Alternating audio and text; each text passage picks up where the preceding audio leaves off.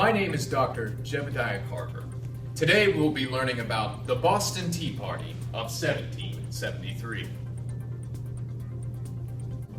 Ooh. Is it the Tea Party that has the people with the flag that say, "Do not tread on me"?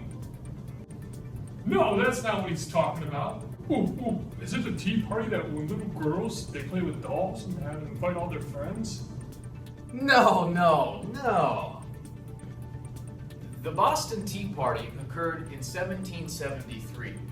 The colonists were angry over the price in tea after the Tea Act was passed in 1773.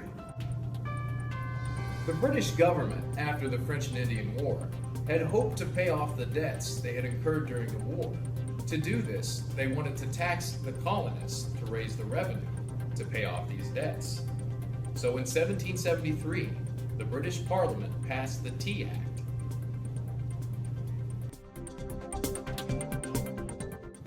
Let me explain.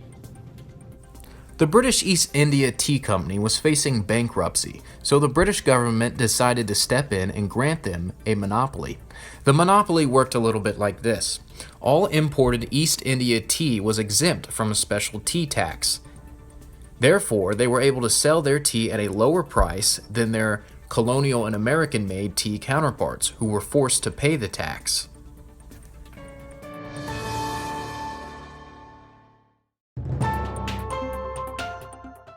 This enraged people such as Sam Adams and the Sons of Liberty, who decided to retaliate by throwing overboard all British-made tea into the Boston Harbor. In order for this Tea Party to be successful here, we needed to make sure that we refrain from two things. One is that we harm no British soldiers. Two is that we destroy no property that wasn't in our quarrel. If any Sons of Liberty were to perish, they would die for the cause.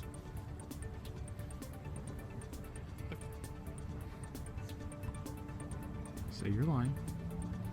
If any of our Sons of Liberty were to perish, they would serve as a martyr for our country.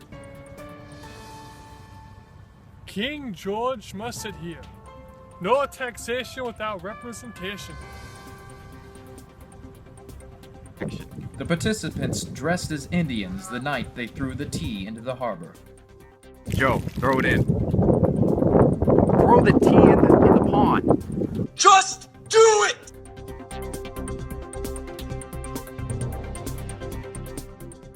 The amount of tea lost was astronomical. King George III was furious. Not everyone was a fan of the Boston Tea Party. Benjamin Franklin thought the Boston Tea Party could be used by the British as a pretense for war against the colonists. He also thought that all the tea thrown away and damaged should be paid for. Here, British news reporter Thomas Adkins, the first man to wear a modern tie, was an eyewitness to the Boston Tea Party after him and his camera crew were investigating a mysterious number of cherry trees disappearing in the Boston area. Although there is evidence that Mr. Washington attacked the cherry tree, he did not successfully chop it down. What is that demonry? We're gonna do a slide step to your right. Here we go. And 1, 2, 3, 4, 5, 6. Looks good. The colonists dumped over 92,000 pounds of the king's precious tea, leaving many British subjects to wonder, when will these crude, barbarous rebels stop, and what will they do next? Mr. Adkins was attacked by colonists and subsequently tarred and feathered.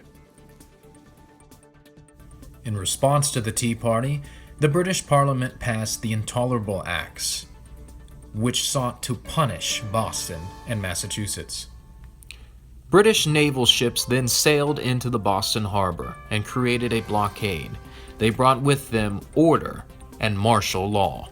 In the end, this would only increase tensions. From the British perspective, the colonists were very ungrateful, and they perceived them to be nothing more than whiny little brats. And perhaps you can dilly-dally and say that perhaps the British were in the wrong, but I can assure you that this was certainly not the case.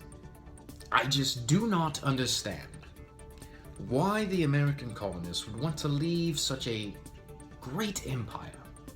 An empire that would pave the way for back-to-back World War victories, the Beatles, and Monty Python. Why would you want to leave an empire with such vast potential? No. Your people were spoiled, rotten brats, and you cannot tell me differently. History is crystal clear.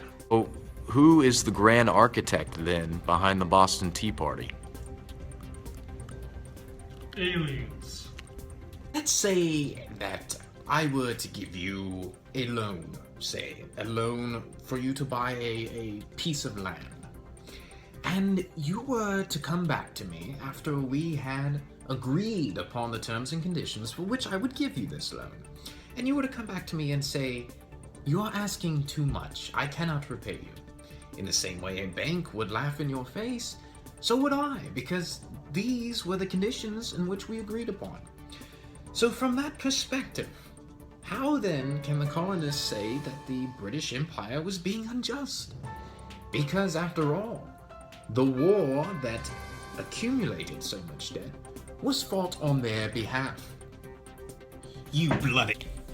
Tensions continued to mount until an all-out war broke out, and the colonists eventually declared their independence in 1776. For Educational Express, I'm Dr. Jebediah Carter. Thanks for watching, and remember, happy learning.